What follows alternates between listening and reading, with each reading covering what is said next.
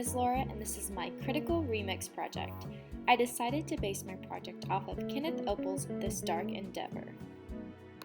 A particular character that struck me throughout the novel was Elizabeth. She was very intelligent and adventurous in helping guiding Victor through most of his process in discovering the elixir of life to save his brother Conrad's life. One example she showed her intelligence and vivaciousness in was climbing up a tall tree infested with vultures in order to gather lichen, which was one of the ingredients for the elixir of life.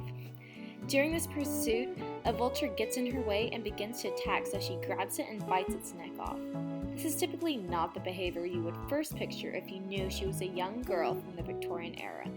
She carried much of the story on her back by helping the boys with their alchemy pursuit, which is why I would like to utilize her to produce a counter story for today's project.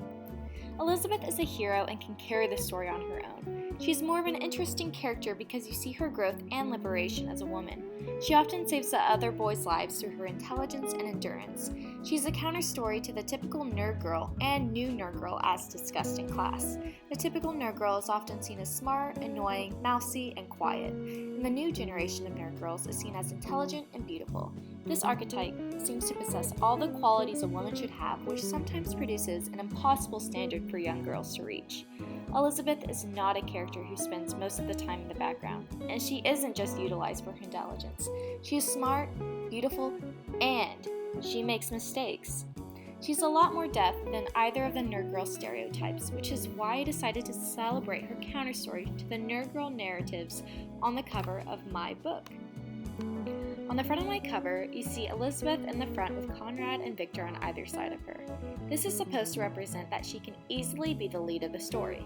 In regards to paratext, I included a quote from Reese Witherspoon saying, "Elizabeth kicks butt." This is supposed to represent an endorsement from a well-known feminist icon of today. I also included a sticker that marks the book as a Reese's Book Club book. Reese Witherspoon developed a book club to promote books that included strong female protagonists and female authors.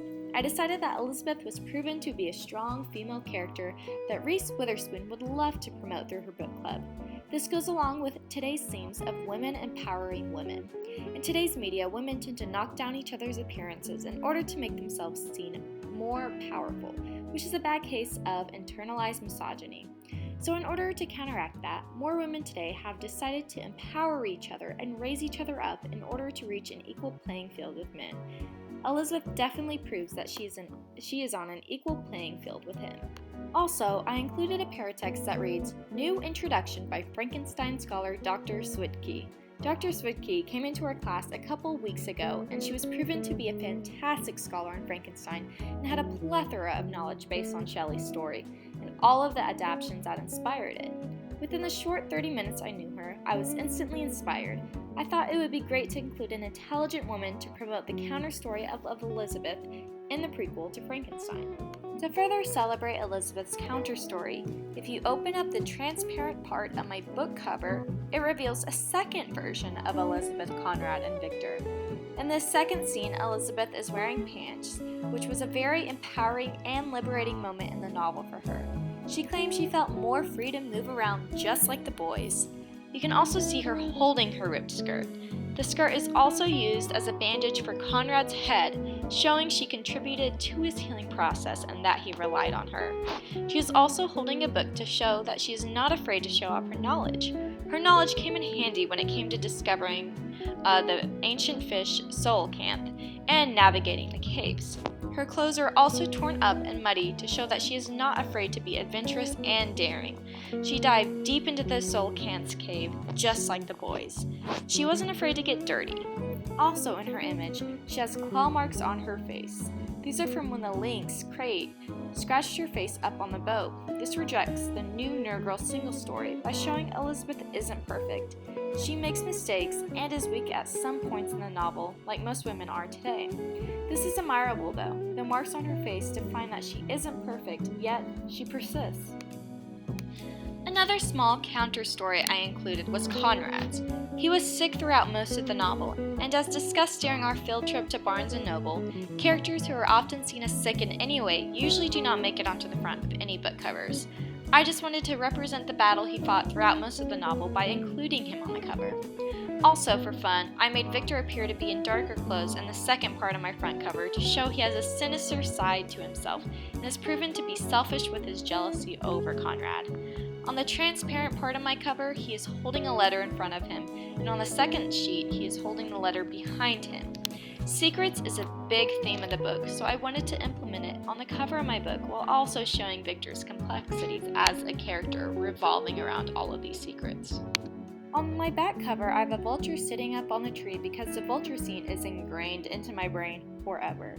For paratext, I inserted my own phrase, "Never hold back from who you are meant to be." This refers to Elizabeth and how she does not let her gender hold her back from the adventures on discovering the elixir of life. I also adapted the back summary. Mine reads, "In this prequel to Mary Shelley's Gothic classic Frankenstein, 3 teens begin a dark journey that will change their lives forever. Elizabeth, Victor, and Conrad must embark on a treacherous search for the ingredients for the forbidden elixir of life after Victor's brother Conrad has grown deathly ill. Impossible odds, dangerous alchemy, and a bitter love triangle threaten their quest at every turn. Elizabeth knows that they must not fail. She knows the group's success depends on how far they are willing to push the boundaries of nature, science, and love, and how much each individual is willing to sacrifice." This is very similar to the original summary, except it focuses less on Victor and more of the group as a whole. Towards the end of the summary, I replaced Victor's name with Elizabeth's because she is the main reason the journey never failed and she helped the most with the group efforts. I also included the paratext, watch videos, get extras, and read exclusives at teen.simonandschuster.com, since most teenagers nowadays are in tune with technology. I think it's incredible that online resources are available to teenagers in order to enrich them further into the wonders of literature. When the transparent of the back of my book cover is folded over, a dead vulture appears. Elizabeth proves to be a strong woman facing problems head-on, like the vulture situation. She doesn't let the bird defeat her goal of finishing the adventure. She eliminates the obstacle. Today, women face barriers of sexism. Instead of continuing to put down women, some women, like myself, face the issues head-on and defeat all of the sexist comments and obstacles that come our way. In conclusion, as a woman, I like to see realistic representations in the media to provide a window for myself. Not to sound vain, but as a conventionally attractive and scholarly motivated woman, I like the confirmation that I am not solely valued for my looks or solely sought out for my intelligence. I like to feel confident in both of those areas.